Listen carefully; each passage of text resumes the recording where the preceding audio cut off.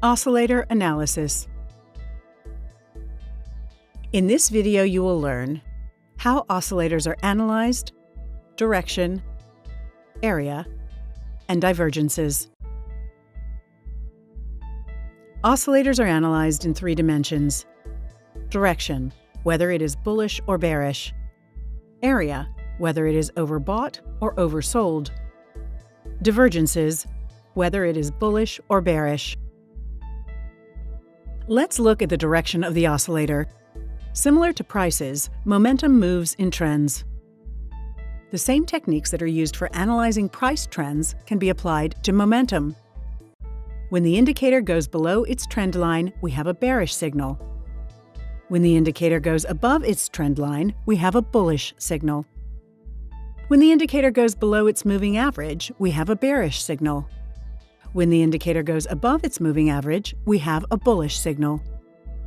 Keep in mind that a trend reversal in momentum is not always associated with a similar reversal in the price. Price is the boss. The area. The financial markets are essentially driven by psychological forces. Our emotions move from one extreme to another, from greed to fear, from hope to despair. This is what causes momentum indicators to fluctuate from oversold to overbought levels. In a sense, momentum reflects crowd psychology and measures the intensity of the emotions of market participants. Banded oscillators fluctuate between 0% and 100%. For RSI and IMI, extreme levels are those beyond 70% and 30%. For stochastic, extreme levels are those beyond 80% and 20%. Other oscillators like ROC or MACD are unbanded, meaning they have no minimum and maximum values, and traders must manually identify overbought and oversold lines. Extreme levels are manually determined and marked where the indicator shows a cluster of previous tops or bottoms. Extreme momentum readings indicate a possible correction in price. These signals are used by some traders to exit or enter new positions against the previous direction. When using IMI and RSI, a bullish signal occurs when the indicator goes below 30 and then crosses above it from below. A bearish signal occurs when the indicator goes above 70 and then crosses below it from above. If more than one indicator gives the same signal, the stronger it becomes. The third way of analyzing oscillators is through divergences. Divergences can be seen by comparing the price of a security with the movement of an oscillator. If price is making higher highs, the oscillator should also be making higher highs, and vice versa. If they are not, that means the price and the oscillator are diverging, and that's why it's called divergence. Divergence serves as a warning that the trend is about to change or a correction is imminent. There are 3 types of divergences: the classic divergence, the hidden divergence, and the complex divergence. Classic divergence. If price is making lower lows but the oscillator is not, this is considered to be bullish divergence. This normally occurs at the end of a downtrend and can sometimes signal that the price will rise, as price and momentum are normally expected to move in line with each other. It is also called positive divergence because the technical position is said to be improving, because even though the price is declining, it is declining at a slower and slower pace. If the price is making a higher high but the oscillator is not, then we have a bearish divergence. This normally occurs at the end of an uptrend and can sometimes signal that the price will drop, as price and momentum are normally expected to move in line with each other. It is also called negative divergence because the technical position is said to be deteriorating, because even though the price is rising, it is rising at a slower and slower pace. Momentum oscillators serve as a leading indicator, and divergences are used when trying to detect market tops and bottoms. Momentum reversal precedes reversals in price, and therefore a shift in momentum is regarded as a warning of a possible price reversal. However, not all divergences result in good signals, especially during a strong trend. How to spot hidden divergences. Hidden bullish divergence occurs when the price fails to move lower, but the oscillator drops, making a lower low. This normally occurs at the end of a downtrend and can sometimes signal a bullish trend reversal. A hidden bearish divergence occurs when the price fails to move higher, but the oscillator rises, making a higher high.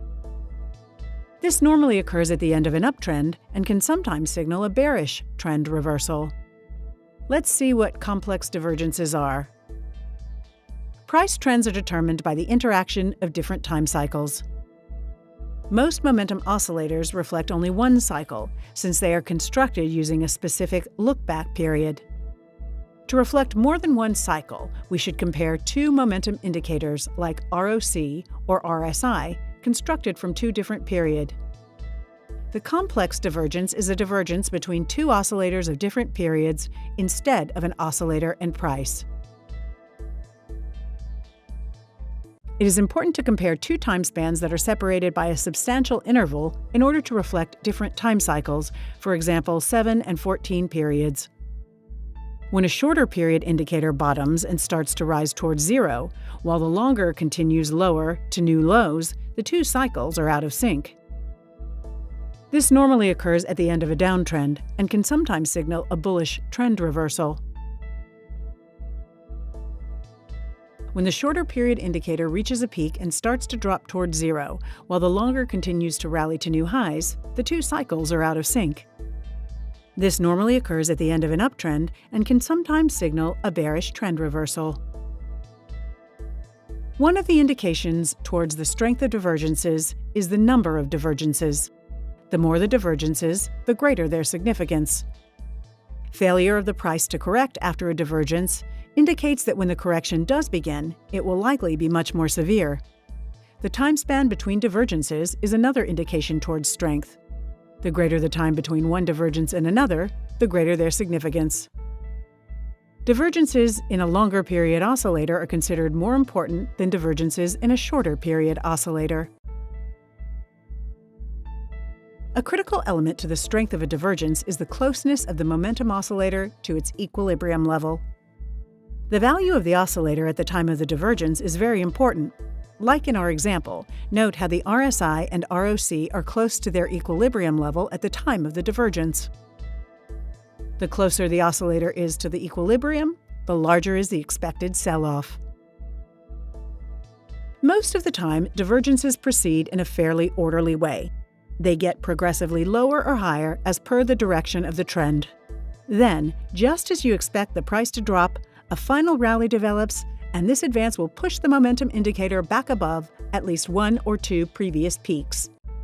Typically, this latest rally will prove to be a divergence trap, after which the price will then fall in the manner previously expected. This final move is usually because of some unexpected news event that causes short covering. When the short covering ends, there is very little to support the price, and down it goes. Let's summarize the various types of divergences. Classic divergence occurs when price makes a new high-low, but the oscillator does not. Hidden divergence occurs when the oscillator makes a new high-low, but the price does not. Complex diversion occurs when the longer period oscillator makes a new high-low, but the shorter period oscillator does not, while moving towards its equilibrium level.